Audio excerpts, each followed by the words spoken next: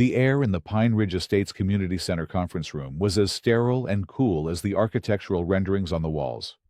It was the monthly meeting of the Architectural Control Committee, and Arthur Lawson sat quietly in the back row, an observer in a sea of beige cardigans and muted polo shirts. He was here on a simple fact-finding mission, a habit ingrained from 40 years as a civil engineer. When a number doesn't look right, you ask a question. At the head of the long table, Deborah Morgan, president of the Pine Ridge Homeowners Association and chair of the ACC, conducted the meeting with the precision of a surgeon and the warmth of a glacier. Her blazer was a sharp, uncompromising crimson, a slash of color in the otherwise neutral room. Her blonde hair was lacquered into a helmet of professional control. "And that brings us to the landscaping budget," Deborah said, her voice crisp and final, as if the matter were already closed. "The board has approved a supplemental allocation of $18,000 for enhanced arbor care along the common area perimeter. This will address long-term root health and aesthetic presentation. Any questions?" Silence. No one ever had questions when Deborah spoke with that particular brand of finality. It was an invitation offered with the clear expectation it would be declined. Arthur, however, felt a familiar professional itch. $18,000 was a specific, significant number. He cleared his throat, and the sound was like a rock dropped into a still pond. Every head turned. "Pardon me, Mrs. Morgan," Arthur began, his voice calm and measured. "Arthur Lawson, 128, Willow Creek Lane. I was just reviewing the Q2 financials sent out last week. Could you clarify what enhanced arbor care entails? The existing contract with Morgan Landscaping and Design already includes fertilization and pruning. This seems like a substantial addition for a service that appears to be duplicative." He spoke politely, purely from a place of professional curiosity. In his world, budgets were scrutinized, and line items required justification. He expected a simple, technical answer. He did not get one. Deborah Morgan's practiced smile remained fixed, but a flicker of something cold and hard passed through her eyes. It was a micro-expression of fury, contained and compressed into a diamond-hard point of resentment. She had been publicly questioned. The smooth, inexorable flow of her authority had been interrupted. "Thank you for your input, Mr. Lawson," she said, her tone a masterclass in passive aggression. "As I'm sure a new resident appreciates, we on the board take our fiduciary duty very seriously. The enhancement was recommended by our professional consultants to protect the community's investment in its mature trees. The details are, frankly, quite technical and beyond the scope of this meeting." She was dismissing him, patronizing him, but Arthur wasn't a man easily dismissed. "I understand," he said, his tone still even. "Perhaps the board could provide the consultant's report to the members for review. An $18,000 expenditure warrants transparency. I think." A faint murmur rippled through the room.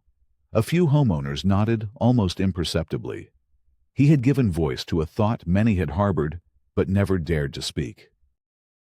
Deborah's smile tightened, becoming a bloodless, geometric shape. She held his gaze for a long, uncomfortable moment. The air crackled with unspoken hostility. She was assessing him, categorizing him not as a resident, but as a problem. All supplemental reports are, of course, available upon formal request through the management company, she said, the words clipped and sharp. Now, if there are no further interruptions. She moved on, her control reasserted. But the moment lingered. Arthur felt a chill that had nothing to do with the room's aggressive air conditioning. He had not intended to start a fight. He had simply asked a logical question. But in the cold, calculated gaze of Deborah Morgan, He saw that he had done something far worse. He had challenged her.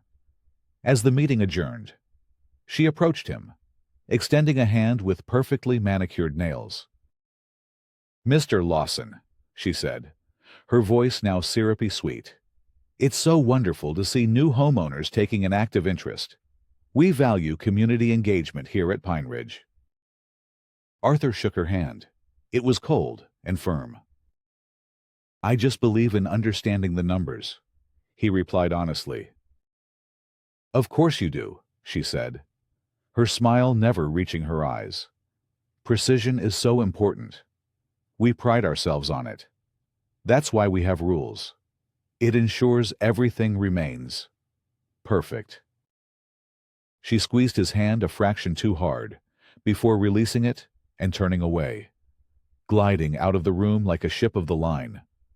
Arthur watched her go, a sense of deep unease settling over him. He had not won a point about transparency. He had made an enemy. Arthur Lawson had moved to Pine Ridge Estates for peace.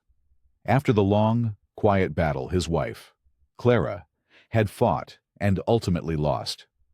The sprawling, empty house they had shared for 30 years had become a monument to silence. The quiet he sought now was different.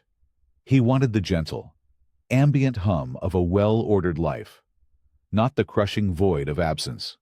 Pine Ridge, with its obsessively manicured lawns, its identical, board-approved mailboxes, and its hushed, winding streets, seemed to promise just that. He was a man built of right angles and precise measurements. As a retired civil engineer who had spent a lifetime designing bridges and overseeing public works projects, he found comfort in structure, in rules that made sense, in systems that functioned as designed. He read manuals before operating appliances. He balanced his checkbook to the penny. He believed that if you followed the blueprint, the resulting structure would be sound. This, he thought, was a community built on a blueprint. The house on Willow Creek Lane was the last project he and Clara had chosen together. She had fallen in love with the mature cypress shrubs that lined the western edge of the property, creating a dense, green wall of privacy. "It's like our own secret garden." "Arthur," she'd said, her voice weak but her eyes bright. He had promised her he would always take care of them. Now, his only family was Max, a magnificent German shepherd whose stoicism and quiet dignity mirrored Arthur's own. Max had flunked out of canine training for what the evaluators called an excess of independent judgment, a quality Arthur deeply admired. The dog was not a pet. He was a silent, steady presence in the house, a living, breathing link to the life he and Clara had built. In the evenings, Arthur would sit on the back patio, a glass of iced tea in his hand, and watch Max patrol the perimeter of the yard with a seriousness of purpose that was both comical and comforting. The dog was his anchor in the sea of quiet. The community's veneer of perfection was, at first, soothing. The monthly newsletter, the Pine Ridge Post, was filled with cheerful reminders about recycling bin placement and approved holiday decoration schedules. Neighbors offered polite, distant waves on their power walks. It was an ecosystem of pleasantries, governed by a thick, 3-ring binder of documents he had received at closing the covenants, conditions and restrictions, CC&Rs, the bylaws, and the rules and regulations. Arthur, being Arthur, had read them all. He'd found them to be overly detailed but, on the whole, logical. They were the community's blueprint.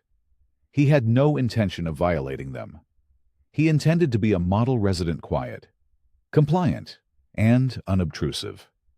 He wanted nothing more than to be left alone to tend his wife's garden, walk his dog, and live out his days in the peaceful solitude they had planned together. His brief exchange at the ACC meeting had unsettled this plan. It had been a deviation from the blueprint, an unexpected stress test on the structure of his new life. He'd seen the flaw in the system. It wasn't in the rules themselves, but in the person charged with enforcing them. Deborah Morgan was not a custodian of order. She was a monarch, and he had questioned the crown. As he drove home that evening, Max's head resting on the center console, Arthur felt a premonition. The meticulously engineered piece he had sought was about to be subjected to a force it was never designed to withstand the petty, procedural tyranny of a woman who had been publicly challenged. 10 days after the ACC meeting, the first volley was fired. It did not arrive with a bang, but with the quiet, official rustle of a certified mail envelope. The green and white sticker on the front was a declaration of importance, a bureaucratic flag planted on his new life. Arthur signed for it with a sense of grim inevitability. Inside, on heavy letterhead bearing the Pine Ridge Estates logo, was a formal notice of violation.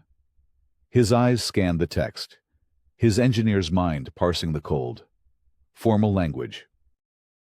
Date October 12, 2023. To Arthur Lawson, 128 Willow Creek Lane, from Pine Ridge Estates, Homeowners Association, Architectural Control Committee, RE Formal Notice of Violation, CC&R 8.4.2. Dear Mr. Lawson, this letter serves as a formal notice of a violation of the covenants, conditions and restrictions, CC&Rs, of the Pine Ridge Estates community. An inspection conducted on October 11, 2023, has identified a breach of the governing documents pertaining to your property. Violation: unapproved obstruction of a designated view corridor. Cited Rule, CC&R Article 8. Section 8.4.2, Preservation of Designated View Corridors.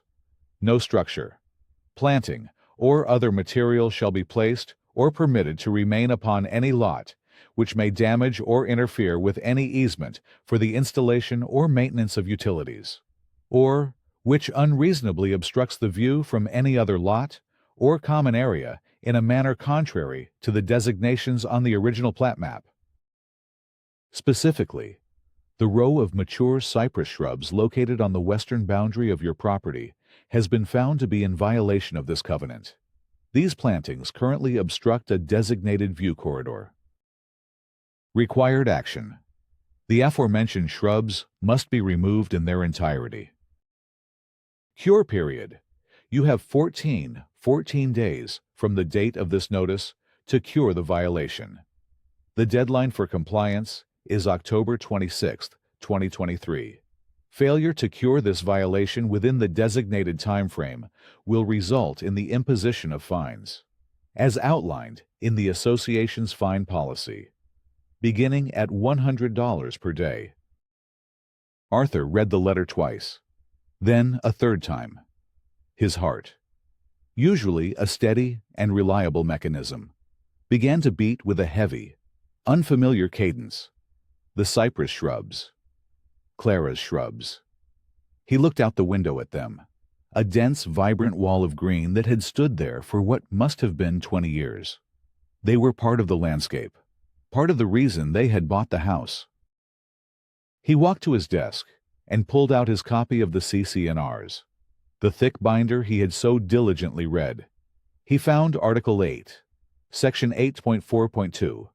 The language was there, just as quoted, but it was the phrasing that snagged his analytical mind, contrary to the designations on the original plat map. A view corridor was not a subjective concept. It was a legally defined easement, a line drawn on a map filed with the county. It was a matter of public record, not personal opinion. And what view could his shrubs possibly be obstructing? To the west of his property was only the dense, undeveloped woodland that bordered the entire subdivision. This wasn't about a view. This was retaliation. Deborah Morgan's polite, chilling smile from the ACC meeting flashed in his mind. Precision is so important. That's why we have rules. She was using the rules, the very blueprint he respected, as a weapon. She had found a vague clause in the CC&Rs and was twisting it to her purpose. The certified letter, the formal tone, The ticking clock of the 14-day cure period, it was all designed to intimidate, to force compliance through the sheer weight of bureaucratic procedure. He looked at Max, who was watching him with intelligent, concerned eyes, sensing the shift in the room's atmosphere. Arthur reached down and stroked the dog's head. "Well, Max," he said quietly, the letter trembling slightly in his hand.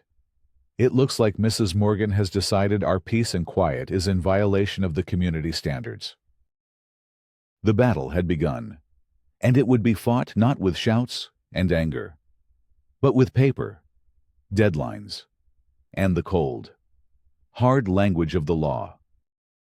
Arthur's first move was not one of anger, but of process. He was an engineer. When faced with a problem, you gather data. The violation notice cited the original plat map. Therefore, the logical first step was to request a copy of that map from the association. He would not accuse. He would not argue. He would simply inquire. He sat at his desk and composed a polite, professional email to Pinnacle Management, the third-party company that handled the day-to-day administration for Pine Ridge. To PME states, support iPinnacle MGT com. From a Lawson 128 email com. Subject inquiry regarding violation notice 128 Willow Creek Lane. Dear Pinnacle Management Team, I am writing in response to a notice of violation I received today, October 12th, via certified mail tracking, UJA 70222 1670 0001 3456 7890. The notice cites a violation of CCNR Rigor 8.4.2 regarding an alleged obstruction of a designated view corridor by the cypress shrubs on my property.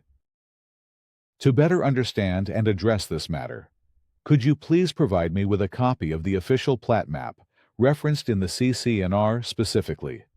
I require the sheet that delineates the designated view corridors as they pertain to my lot. 128 Willow Creek Lane. Thank you for your assistance in this matter. I look forward to resolving it amicably. Sincerely, Arthur Lawson, 128 Willow Creek Lane. He hit send and felt a small measure of control return. He had initiated a formal, documented request. He had started a paper trail.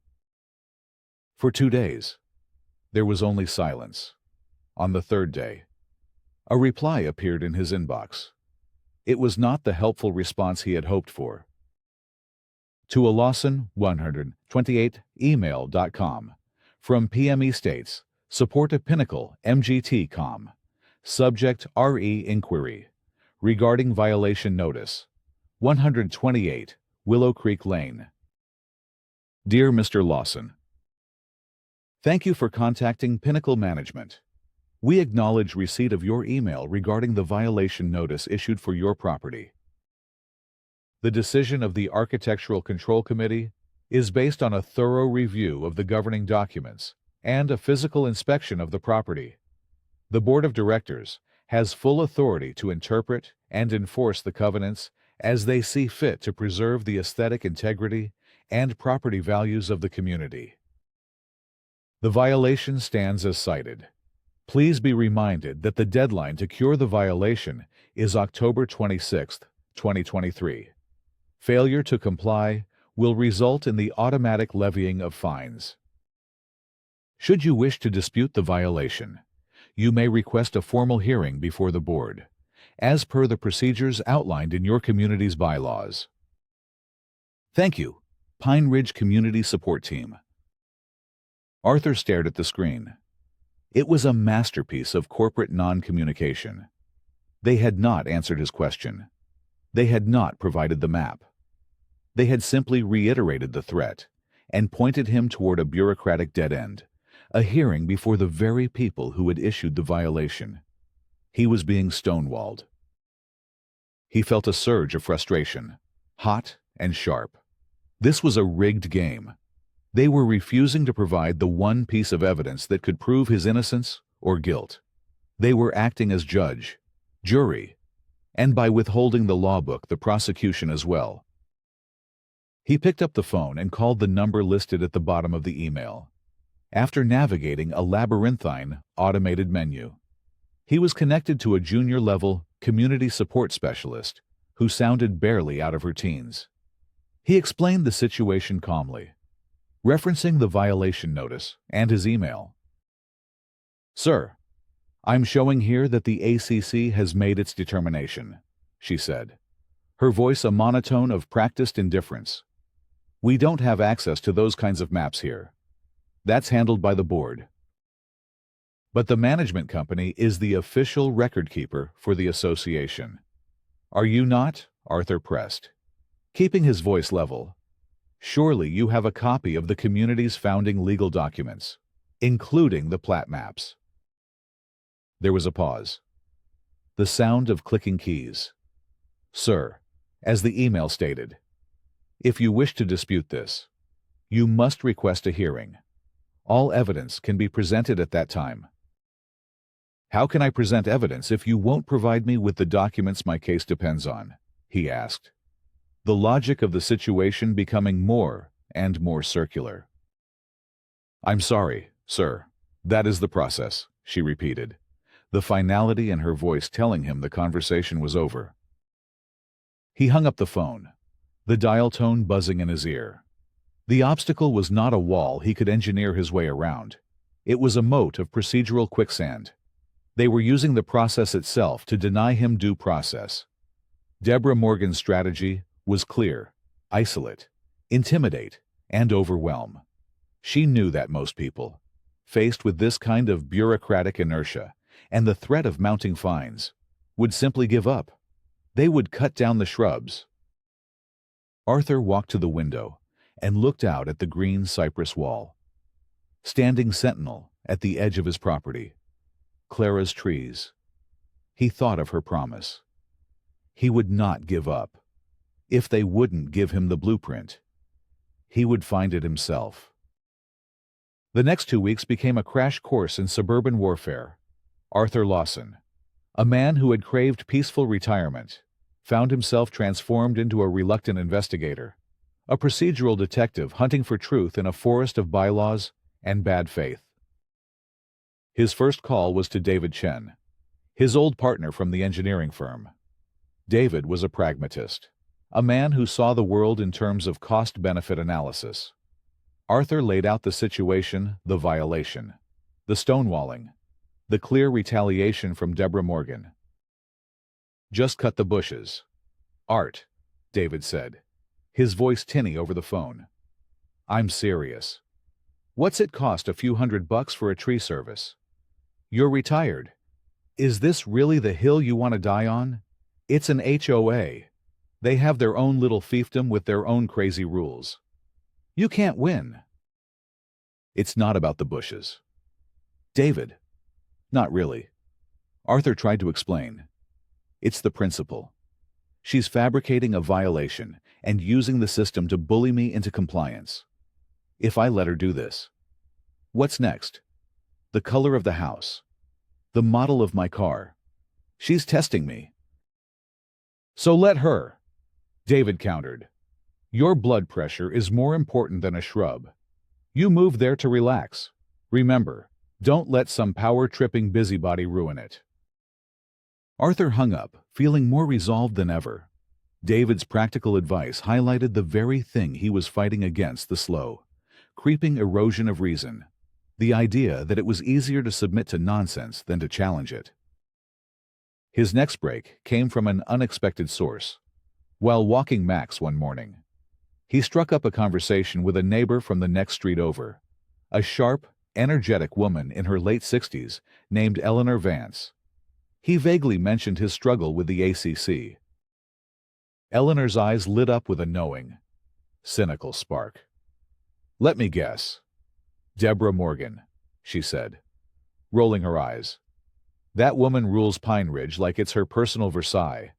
I was a paralegal for 30 years, specialized in real estate law. I've seen her type before. They get a little taste of power and think the CC&Rs are the Word of God. And they're the only ones who can interpret Scripture. Arthur felt a surge of hope. They cited me for a view corridor violation, but they refused to show me the plat map that defines it. Eleanor let out a short, dry laugh. Of course they won't. Because it probably doesn't say what she claims it does. They're counting on you, not knowing where to look. The management company is useless. They work for the board, not for you. You don't need them. What you need is the official, recorded plat map and the original deed of easement from the county. The county recorder's office, Arthur asked. Exactly. Eleanor confirmed, a glint in her eye. That's public record, legally binding. It supersedes any little drawing Deborah has tacked to a corkboard in the community center. If that corridor isn't on the county map, it doesn't legally exist, no matter what the CC&Rs say. Armed with a new objective, Arthur turned his attention to Deborah's motive. Retaliation for the meeting was obvious, but it felt insufficient. The campaign was too aggressive. He recalled her comment about the landscaping budget. He decided to follow the money. He submitted a formal request for records to Pinnacle Management, asking for the last 12 months of financial statements and the minutes from all board meetings where landscaping contracts were discussed, as was his right under state law. A week later, he received a thick manila envelope. The financial statements were there, but the meeting minutes were a mess of black ink. Every line item related to vendor payments was redacted. The name of the company, Morgan Landscaping and Design, was visible, but the amounts paid and the details of the contract approvals were completely blacked out. The official reason cited was protection of proprietary vendor information. Arthur knew this was improper. Financial transparency was a cornerstone of an HOA's duty to its members. The redactions were not standard procedure. They were a cover-up. A quick search on the state's business registry database gave him the answer. The owner of Morgan Landscaping and Design was a one Mr. Thomas Morgan. A bit more digging on social media confirmed his suspicion. Thomas Morgan was Deborah's brother-in-law. The pieces snapped into place. Deborah wasn't just a petty tyrant. She was running a kickback scheme. She was using her position on the board to funnel inflated, no-bid contracts to her family, and the enhanced arbor care budget was likely the latest example. His public question at the ACC meeting hadn't just embarrassed her. It had threatened her entire illicit enterprise. One evening, while walking Max near the common area gazebo, Arthur saw Deborah on her back patio. It was the highest point in the development, a prime lot with a commanding view. She was on the phone, pacing back and forth, looking stressed and exhausted. Her shoulders were slumped, the ironclad composure gone. For a fleeting moment, he saw not a villain, but a stressed, middle-aged woman under some kind of pressure. But then she turned, and her gaze fell directly on his house. Her eyes narrowed, her expression hardening as she looked toward the western edge of his property. And Arthur saw it, from her elevated patio. His dense wall of cypress shrubs was the only thing that broke the pristine, unbroken view of the sun setting over the distant woods. It was all connected. The kickback scheme was the underlying motive, the financial engine of her power. But the fight over his shrubs, that was personal. They blocked her view. Her claim of a designated view corridor wasn't just a procedural lie. It was a perversion of the rules to serve her own selfish, aesthetic whim.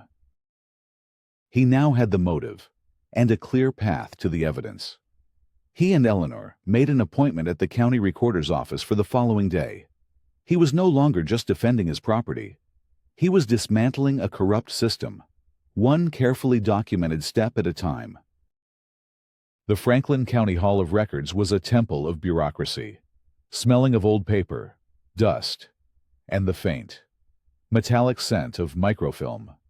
Fluorescent lights hummed overhead, casting a flat, even glow on rows of metal shelves stacked with heavy, leather-bound plat books.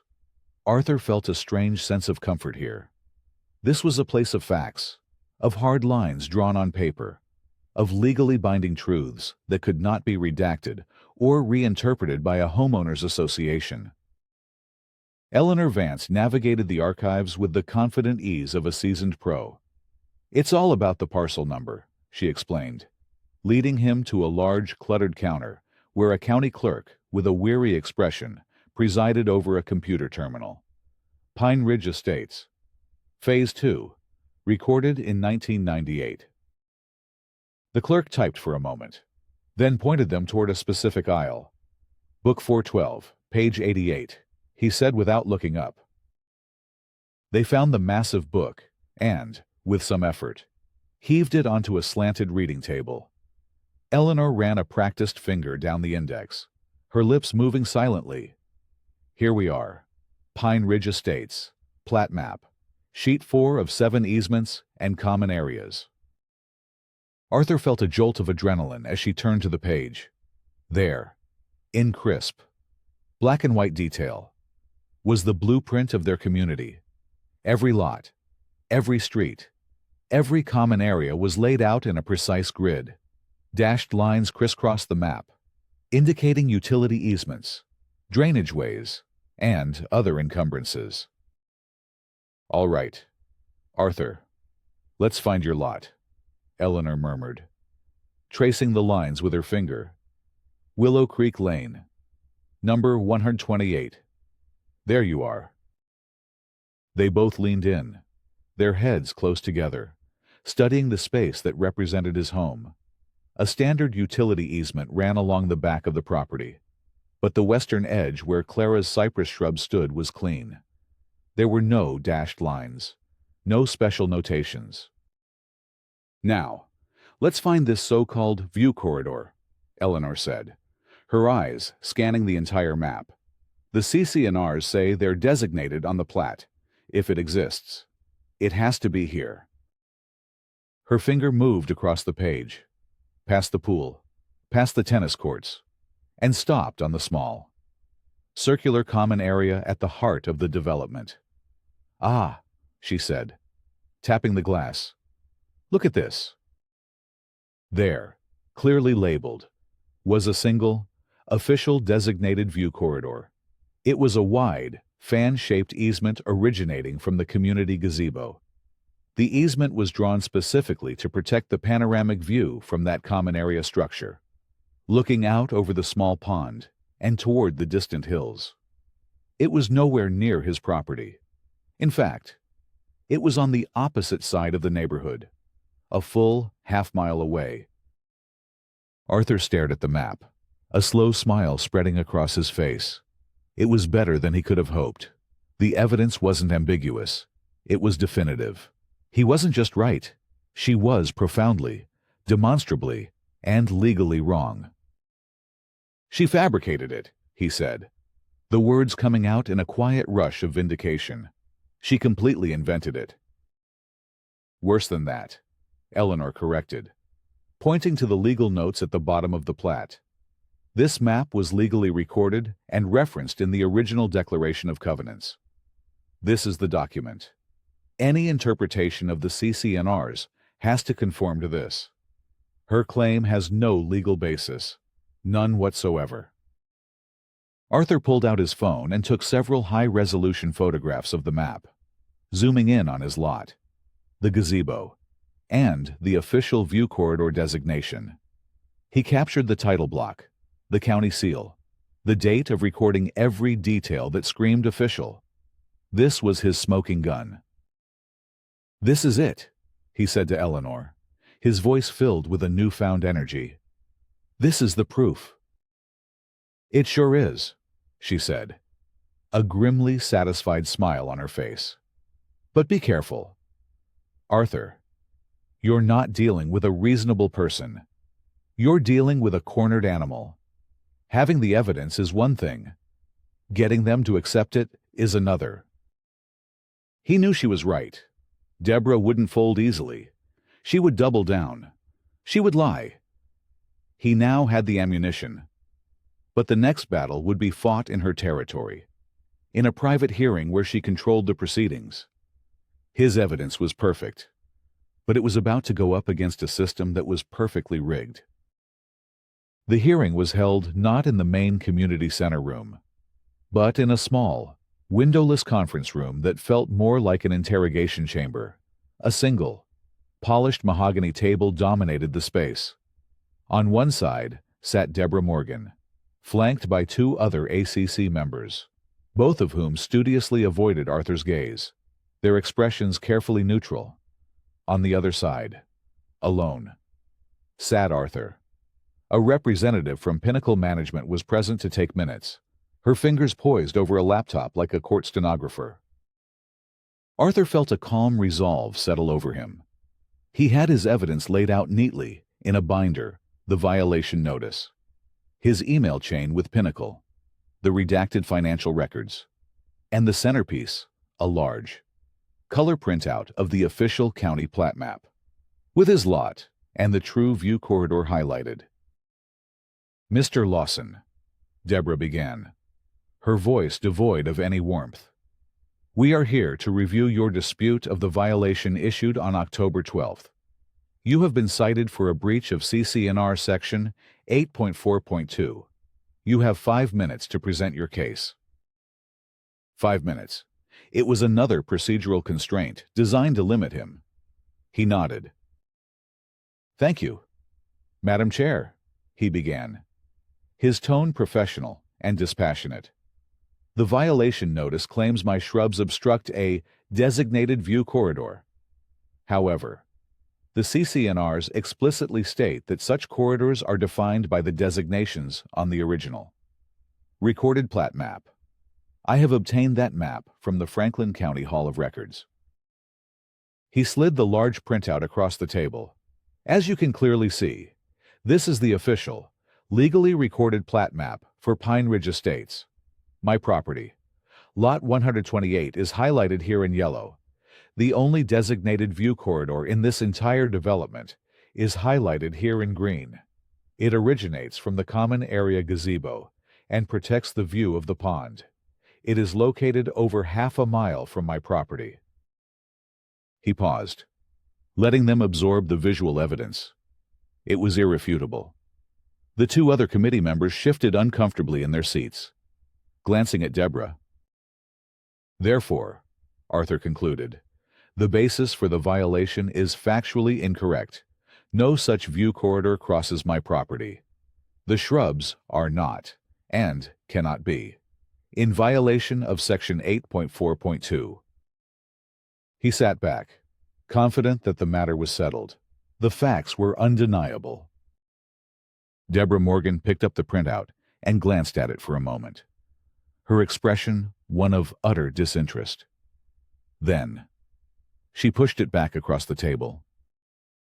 "Mr. Lawson," she said, her voice dripping with condescension, "we appreciate you doing your own research. However, this document you've brought from the county is irrelevant." Arthur blinked. Irrelevant. It's the official plat map referenced in the covenants themselves. It's the legal basis for... "It is a land survey map," she interrupted, her voice sharp. "It is intended for zoning and utility placement. The aesthetic and architectural standards of the community are governed by the board's interpretation, based on the original architectural plans and community standards, which we maintain internally. The spirit of the rule is to prevent unsightly obstructions that impact the scenic value of the neighborhood, particularly for premium lots." It was a breathtaking lie, a complete fabrication of legal and procedural reality. She was claiming the HOA's internal, unrecorded document superseded a legally filed public record. The two other members continued to stare at the table. They knew she was lying, but their silence was her shield. "With all due respect," Arthur said, his voice tightening despite his efforts to remain calm, "that's not how contract law works.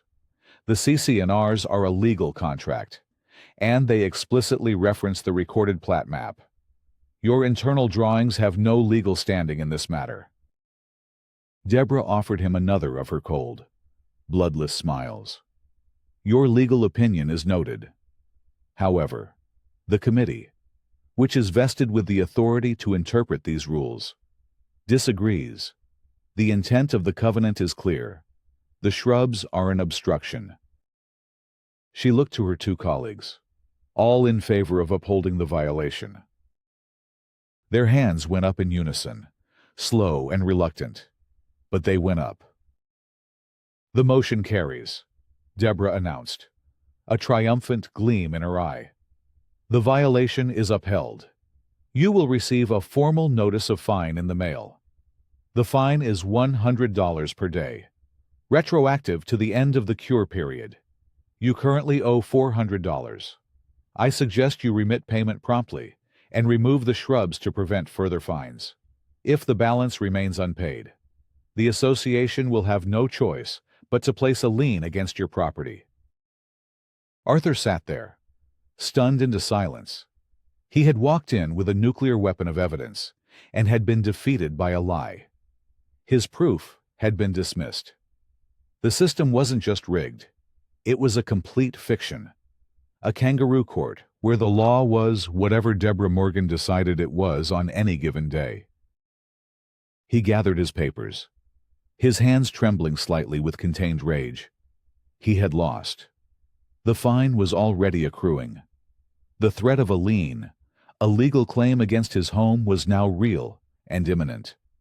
He had followed the process, and the process had crushed him. He saw now that he could not win by playing her game in her courtroom. He had to change the venue.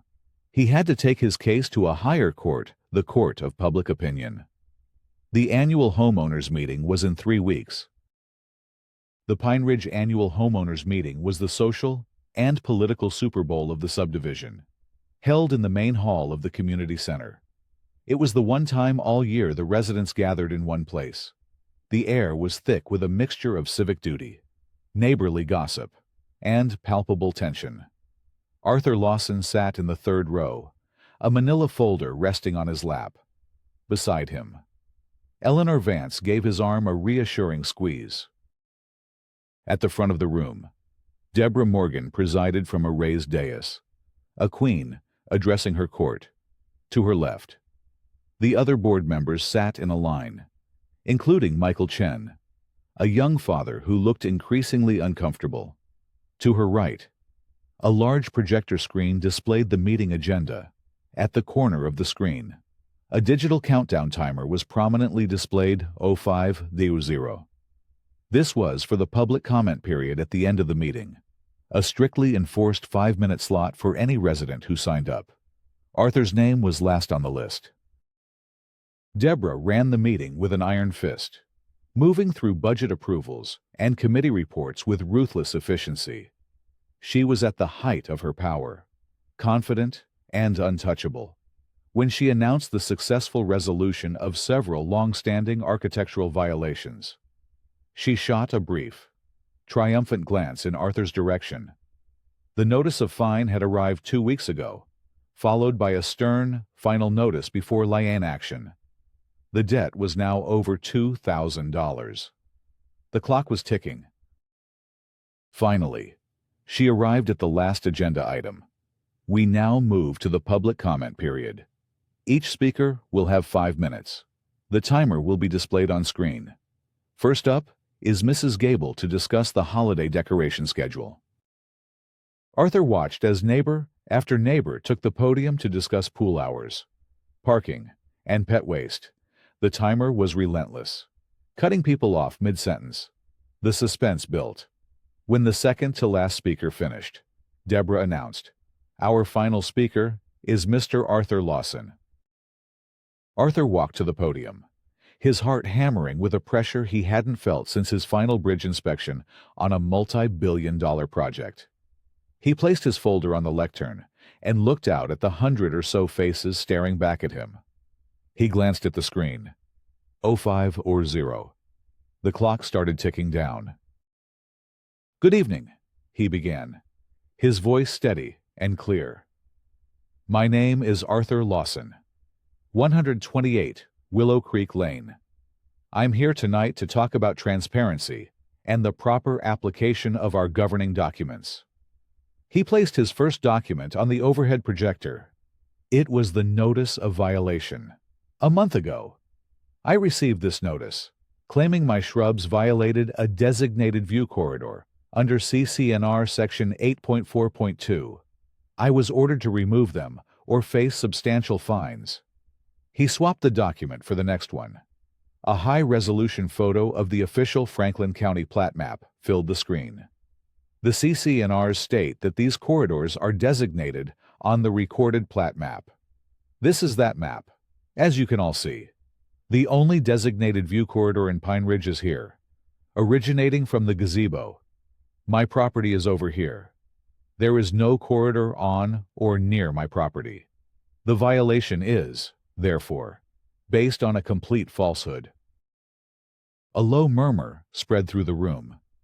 People were leaning forward, squinting at the screen. When I presented this legally binding evidence at an ACC hearing, I was told it was irrelevant and that the board's internal interpretation took precedence. The violation was upheld. He paused, letting the injustice of that statement hang in the air. Now for the motive. He projected a satellite image of the neighborhood. So why invent a violation? I believe it's for two reasons. The first is personal. He overlaid a photo he had taken from the street, showing Deborah Morgan's house. This is our board president's home. And this, he said, adding a red arrow, is the view from her back patio, directly aimed at my property. My shrubs are the only thing that disrupts her personal, panoramic view of the sunset. Gasps rippled through the audience. Deborah's face was a mask of fury. The second reason is financial, Arthur continued, his voice gaining strength. He projected the redacted meeting minutes. You'll recall I asked a question about an $18,000 landscaping expenditure at a meeting several weeks ago. These are the minutes the board provided. All payment details are redacted. He put up his final slide, a screenshot from the State Business Registry. The recipient of that contract was Morgan Landscaping and Design, and according to public records, the owner of that company is Thomas Morgan, our president's brother-in-law. The room erupted. The murmurs became loud, angry chatter. "Point of order," Deborah shouted, banging her gavel. "Point of order! This is slander!" She seized control of the projector from the management company rep. An image flashed onto the screen, a grainy photo of Eleanor Vance's house. A small, non-compliant satellite dish clearly visible on the roof. This man's evidence was gathered with the help of Eleanor Vance. Deborah sneered, pointing a trembling finger at Eleanor. "A resident who is herself in violation of our rules. How can we trust a case built by another rule breaker? This is a coordinated attack by disgruntled residents." This was it, the secondary moral dilemma. The room quieted, watching to see how he would respond. Would he defend his ally, or save his precious remaining time for his own case? Arthur took a breath. "Mrs. Morgan's accusation proves my entire point," he said, his voice ringing with conviction. Instead of addressing the evidence of a falsified violation and a clear financial conflict of interest, she attacks another neighbor over a satellite dish. This has never been about rules. It's been about retaliation and personal gain. This is what happens when power goes unchecked. The crowd erupted in applause. He had used 30 seconds of his time not for himself, but for principle. He turned back to the board. "I am not asking you to believe me. I am asking for an independent, third-party financial audit of this association's books for the last 3 years. And I am asking for a vote of the members to suspend the ACC's ability to issue fines until that audit is complete." He looked directly at Deborah, his voice dropping to a steely quiet. "The rules are meant to protect all of us, not to serve the financial and personal interests of one person." The timer flashed red. His time was up. He walked back to his seat as the hall descended into controlled chaos. The room was in an uproar. Homeowners were on their feet, shouting questions, demanding answers. Deborah Morgan hammered her gavel, her face pale and tight with rage. But the sound was lost in the swell of community outrage. She had lost control. Into the chaos. A clear voice rose. It was Michael Chen, the young board member. He stood, his face set with a look of profound disappointment and newfound resolve. Madam President, I believe Mr. Lawson has raised issues of extreme gravity, Michael said, his voice amplified by the microphone in front of him. The evidence presented tonight cannot be ignored. The residents of this community deserve complete transparency and accountability from their board. He took a deep breath. Therefore, I move that the board be compelled to immediately authorize a full forensic audit by an independent accounting firm, to be chosen by a vote of the members present tonight. Furthermore, I move that all fining and liening authority of the Architectural Control Committee be suspended, effective immediately, pending the results of that audit. A board member sitting next to Deborah hissed, Michael, you can't do that. I can, and I am, he retorted, turning to the audience. Is there a second? I second the motion, a voice yelled from the back. A dozen more echoed the sentiment. The room erupted in a thunderous wave of applause and shouts of vote, vote, vote. Deborah looked trapped. Procedurally, she had to call the question. Her eyes darted around the room, searching for an escape, but finding only a sea of determined, angry faces, defeated. She spoke into the microphone, her voice a strained whisper, all in favor of the motion, as stated. Nearly every hand in the room shot up. Arthur saw hands that had been hesitant before, hands of people who had always stayed silent, now raised in unified defiance. All opposed. Deborah and two of her closest allies on the board raised their hands. They were islands in a sea of dissent. The motion passes, Michael announced into the stunned silence that followed. The gavel in front of Deborah sat untouched. Her reign was over. She remained seated, a statue carved from ice.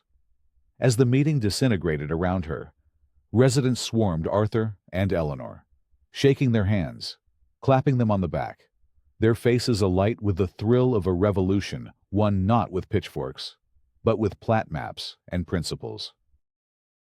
The aftermath was swift and decisive. The independent audit, conducted over the following months, was a bloodbath.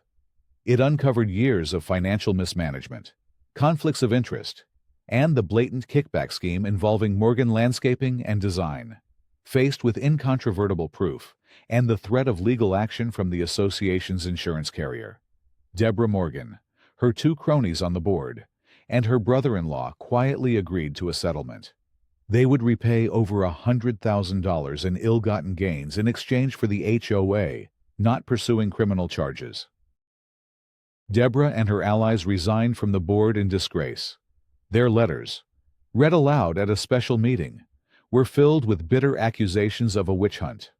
But no one was listening. The complicit Pinnacle Management Company was fired, replaced by a new firm recommended by a resident-led search committee. An election was held to fill the vacant board seats. To his own surprise, Arthur Lawson found his name nominated from the floor. He accepted, feeling a sense of duty to see the job through. He was elected by an overwhelming majority, along with Michael Chen and Eleanor Vance. Their first act was to draft a new series of bylaws focused on transparency, including mandatory disclosure of all vendor relationships and making all financial records easily accessible to residents online. The ACC was restructured to function as an advisory body, its power to levy fines now requiring a full board vote in an open meeting. Several months later, on a bright Saturday morning, The Pine Ridge community gathered near the gazebo. The atmosphere was festive, a stark contrast to the tense, whispered gatherings of the past. Neighbors who had once been strangers now laughed and worked side by side, planting flower beds and spreading mulch. Arthur, wearing old jeans and a faded work shirt, dug holes for new rose bushes. Alongside Michael and Eleanor, Max lay contentedly in a patch of sun, occasionally accepting a treat from a passing child, his unofficial role as neighborhood hero now cemented. The project was a new community garden, a splash of vibrant, chaotic life in the once rigidly uniform common area. As they worked, Michael brought over a tray of lemonade. "You know the best part about all this, Arthur," he said, handing him a cup. Arthur took a sip, wiping sweat from his brow. "What's that?" "This entire project, the flowers, the soil, the new park benches, all of it," Michael said with a wide grin, gesturing to the joyful scene around them. "It's being funded entirely by the money we clawed back from Deborah's landscaping contract." Arthur stopped, a rose bush halfway into the ground. He looked at the laughing families, the bright colors of the flowers, the genuine sense of community that had taken root. The money siphoned off through corruption and greed had been reclaimed and transformed into something beautiful, something shared. Deborah Morgan's scheme, born of avarice and a desire to protect her personal view, had ironically paid for a project that enhanced the view for everyone. Her poison had become their cure. He looked over at the western edge of his property. The cypress shrubs, Clara's shrubs, stood tall and green and untouched, a quiet monument to a battle won. He smiled, a genuine, untroubled smile. The peace he had come to Pine Ridge to find was finally here. It wasn't the sterile, silent peace he had expected, but something far better, the lively, imperfect, and resilient peace of a community that had found its voice.